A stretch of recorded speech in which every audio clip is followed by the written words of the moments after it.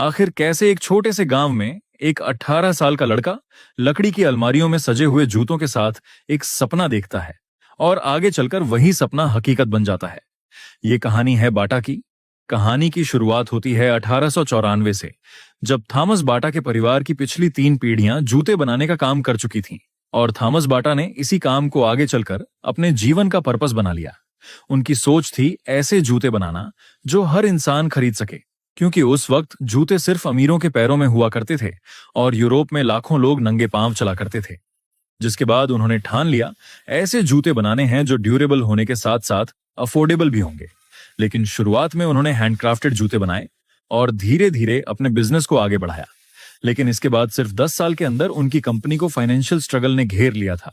लेकिन यहीं से कहानी का असली मोड़ आया। थॉमस बाटा ने समझ लिया कि अगर आम लोगों तक पहुंचना है तो जूते बनाने का तरीका बदलना पड़ेगा। उन्होंने मशीनों से बड़े स्तर पर प्रोडक्शन शुरू किया, जो उस समय बहुत बड़ा और जोखिम भरा कदम था। इसके बाद आया पहला विश्व युद्ध। इस दौरान बाटा ने आर्मी के लिए लाखों जूतों की सप्लाई की। इससे कंपनी को बड़ी कमाई मिली और बाटा का नाम तेजी से पूरे यूरोप में फैलने लगा।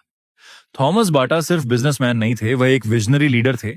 लेकिन 1932 में एक प्लेन क्रैश में थॉमस बाटा की मौत हो गई। यह कंपनी के लिए सबसे बड़ा झटका था। ऐसा लग रहा था कि अब यह एम्पायर टूट जाएगा, लेकिन उनके बेटे थॉमस जूनियर ने अपने पिता के सपने को गिरने नहीं दिया। उन्होंने कंपनी को ग्लोबल लेवल पर फैलाना शुरू किया। नए देशों में फैक्ट्रियां लगीं, नए मार्केट खुले और बाटा धीरे धीरे दुनिया का सबसे बड़ा फुटवियर ब्रांड बन गया। आज इंडियन फुटवियर इंडस्ट्री में बाटा का शेयर लगभग 15% के आसपास है, जो इसे मार्केट का लीडर बनाता है। आज के समय में बाटा के भारत में 2050 से ज्यादा रिटेल स्टोर्स हैं और ग्लोबल लेवल पर यह 70 से ज्यादा देशों में मौजूद है। और तो और बाटा हर दिन लगभग 1 मिलियन ग्राहकों को अपने जूते बेचता है। ये कहानी उस सोच की है जो गरीबी नहीं, जरूरत देखती है। क्योंकि थॉमस बाटा ने साबित किया था, जब सपना लोगों की जरूरत से जुड़ जाए तो वह सिर्फ बिजनेस नहीं, इतिहास बन जाता है।